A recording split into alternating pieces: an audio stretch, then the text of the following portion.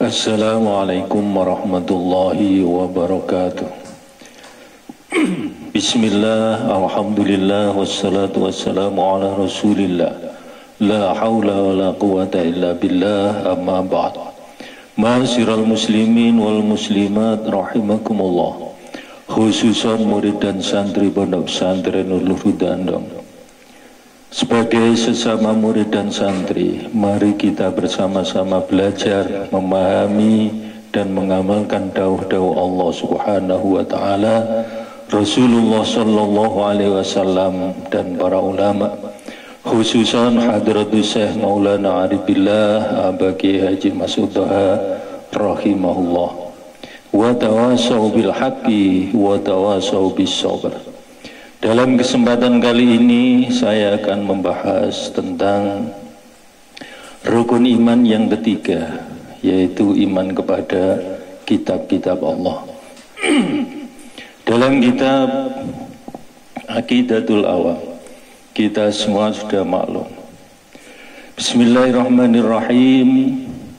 Arba'atun min kutubin tafsiluha Tauratu Musa bil huda tansiluha, Zaburu Dawuda wa Injilu ala Isa wa Furqanun ala khairil mala. Satu, kitab-kitab yang diturunkan Allah, kitab Taurat. Dalam Al-Quran Allah Subhanahu wa ta'ala berfirman, A'udzu billahi minasyaitonir rajim. Bismillahirrahmanirrahim. Inna anzalna at-taurata fiha huda wa nur. Surat Al-Maidah.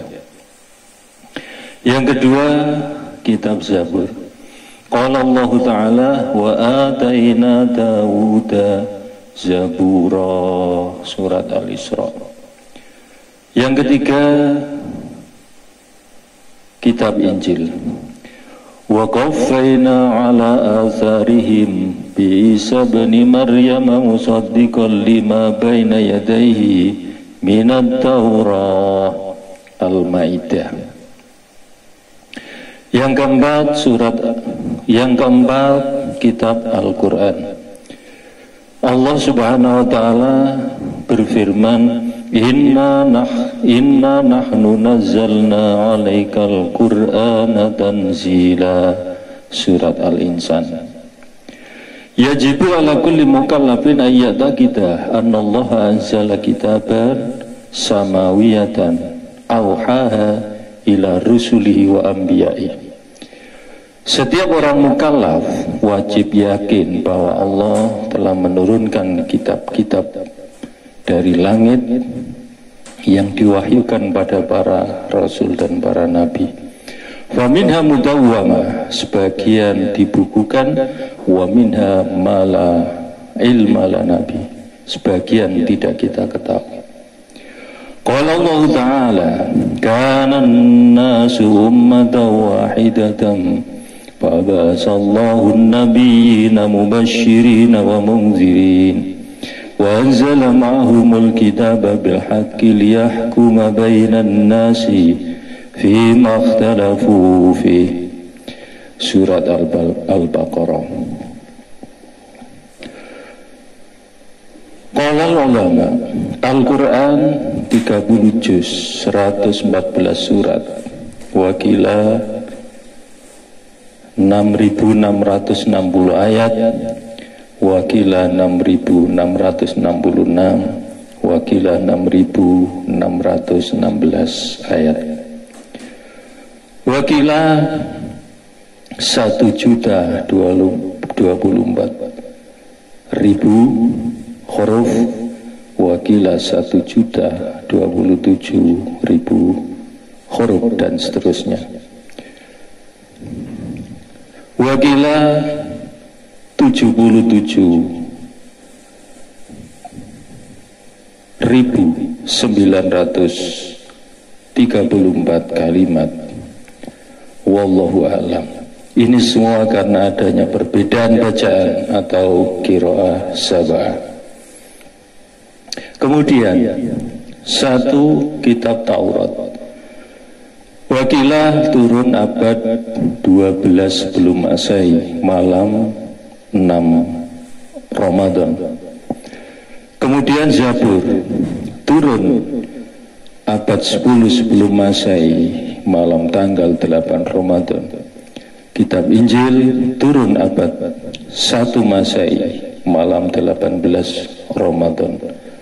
Al-Quran turun abad 7 Masehi, malam 24, wakilah 17 Ramadan.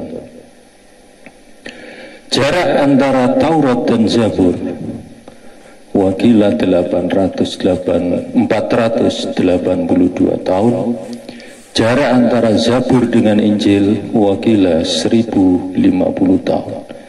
Jarak antara Injil dengan Al-Quran, wakilah 600 tahun. Al-Quran turun tahun 611 atau 610 sampai 632 Masehi atau tahun 41 dari kelahiran Nabi Muhammad SAW. Hudallin nasi wa bayyinatin minal huda wal furqan, al-ayah, surat Al-Baqarah. Kemudian dalam ayat lain, afala yatadabbaruna al-Qur'an am ala qulubin aqfaluha, surat Muhammad. Jadi Al-Quran diturunkan Allah sebagai petunjuk menuju bahagia dunia akhirat. Al-Quran diturunkan sebagai penjelasan ajaran-ajaran hukum syariah untuk kebaikan hidup sampai mati. Al-Quran diturunkan sebagai pemisah yang hak dan yang batil, sebagai pemisah yang baik dan yang jahat, sebagai pemisah bahagia dan sengsara, dan sebagai petunjuk mana kebenaran dan mana kesesatan. Kemudian fadilah Al-Quran diturunkan antara lain. Qala sallallahu alaihi wasallam, man qara'a harfan min kitabillah falahu bihi hasanah wal hasanatu bi asyri amsalihah. Siapa yang membaca satu huruf dari Al-Quran, maka dapat satu hasanah, dan satu hasanah atau kebaikan dilipat gandakan menjadi 10. La aqulu alif lam mim harfun. Rasul tidak mengatakan bahwa lafaz alif lam mim itu satu huruf, tetapi alif satu huruf, lam satu huruf, mim satu huruf. Wa qala sallallahu alaihi wasallam, iqra'ul Qur'an fa innahu ya'ti yaumal qiyamah syafi'an li ashabi. Baca Al-Quran, karena Al-Quran itu di akhirat akan memberi syafaat pada ahlinya, yaitu ahli membaca Al-Quran. Wa qala sallallahu alaihi wasallam, wal Quran hujjatun laka aw alaika. Quran itu bisa menjadi hujjah, pembela pada dirimu atau penuntut pada dirimu. Siapa yang dibela?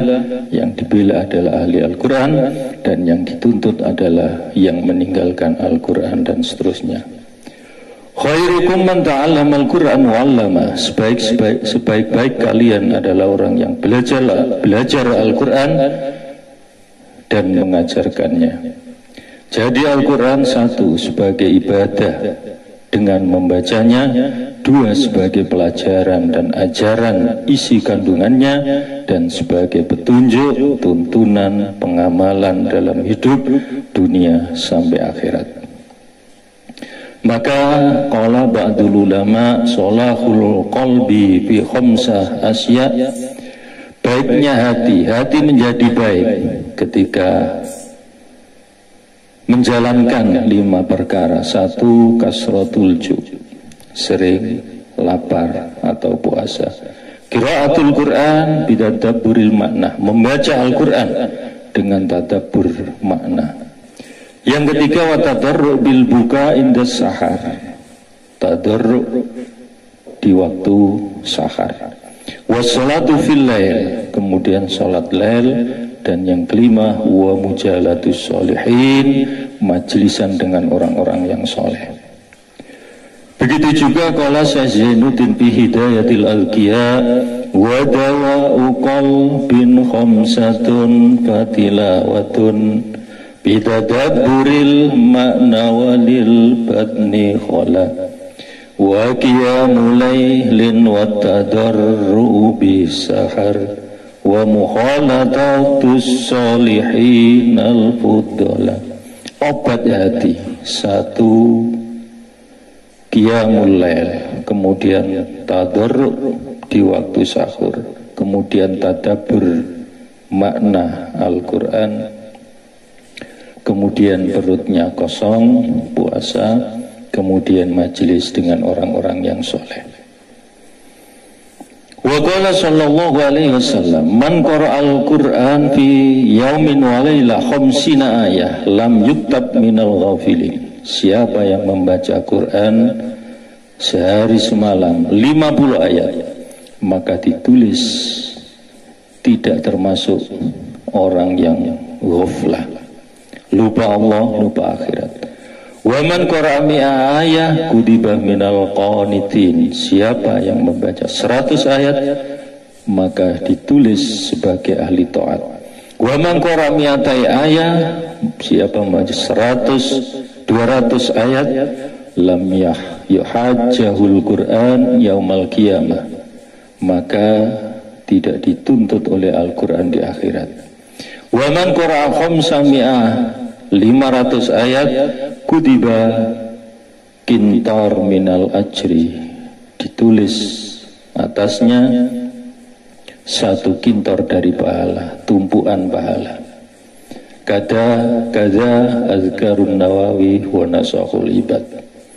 Makanya kita harus belajar dan berusaha, satu, membaca Al-Quran, memahami dan mentadabburi Al-Quran. Yang ketiga, mengamalkan Al-Quran. 3M, belajar membaca, memahami dan mengamalkan. Semoga kita menjadi pecinta Al-Quran, pengamal Al-Quran, ahli Al-Quran, hidup dan mati bersama Al-Quran dan mendapat syafaat Al-Quran. Amin amin ya rabbal alamin. Sekian pembahasan kita kali ini, dan insya Allah lain waktu kita sambung kembali bab-bab berikutnya, dan kita saling mendoakan semoga manfaat dan bisa mengamalkan dakwah tersebut. Terima kasih atas perhatian dan mohon maaf atas segala kekurangan, dan jika ada salah-salah kata mohon diluruskan. Wallahu a'lam bishawab, wabillahi taufiq wal hidayah. Wassalamualaikum warahmatullahi wabarakatuh.